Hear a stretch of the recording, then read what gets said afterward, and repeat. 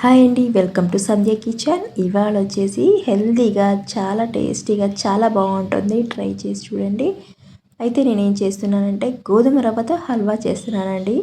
చాలా బాగుంటుంది, first time చేసినా కూడా చాలా బాగుంటుంది, ట్రై చేసి చూడండి. ముందుగా గ్యాస్ ఆన్ చేసుకొని ఒక టీ గిన్నె లాంటిది ఒక గిన్నె పెట్టేసుకొని ఇందులోకి 1 కప్పు దాకా బెల్లం అయితే వేసుకుందాము. స్వీట్ ఎక్కువ ఉండే బెల్లం వేస్తున్నాను.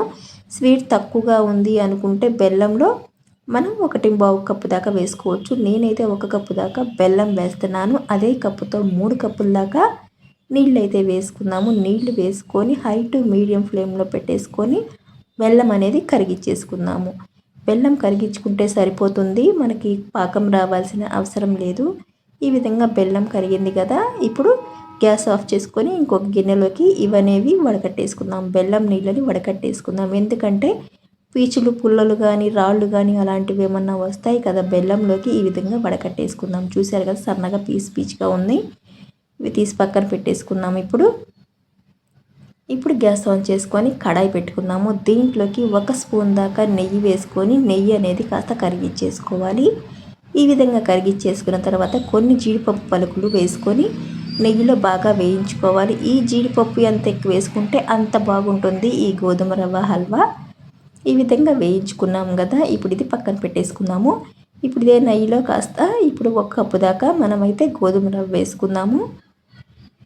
ఈ విధంగా 1 కప్పు దాకా రవ్వ వేసుకున్న తర్వాత గోధుమ రవ్వ వేసుకున్న తర్వాత దీంట్లోకి 1 స్పూన్ దాకా నెయ్యి వేసుకుందాము. నెయ్యి అయితే సరిపోలేదు కాబట్టి 1 స్పూన్ దాకా నెయ్యి వేసుకొని సిమ్లో పెట్టి బాగా వేయించుకోవాలి. బాగా వేగిన తర్వాత 2 స్పూన్ల దాకా సూజీ రవ్వ వేసుకుందాము. సూజీ రవ్వ వేసుకొని కాస్త వేయించేసుకోవాలి. ఈ విధంగా వేయించుకున్న తర్వాత కరిగించిన బెల్లం నీళ్ళు ఉన్నాయి కదా, ఇప్పుడు ఇందులోకి వేసుకుందాము.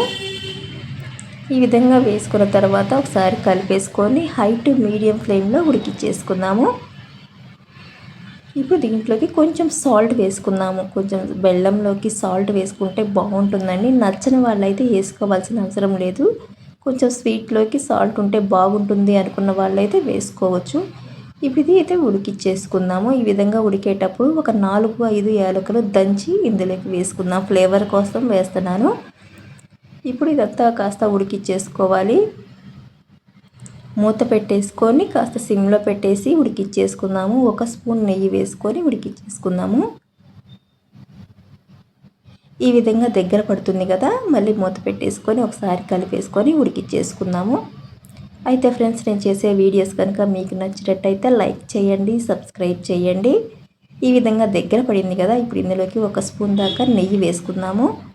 నెయ్యి వేసుకొని ఇదంతా బాగా దగ్గరగా అయిన తర్వాత ఇందులోకి జీడిపప్పులు వేయించుకున్నవి వేసుకున్నామంటే చక్కగా గోధుమ రవ్వతో హల్వా రెడీ అయిపోయినట్టే.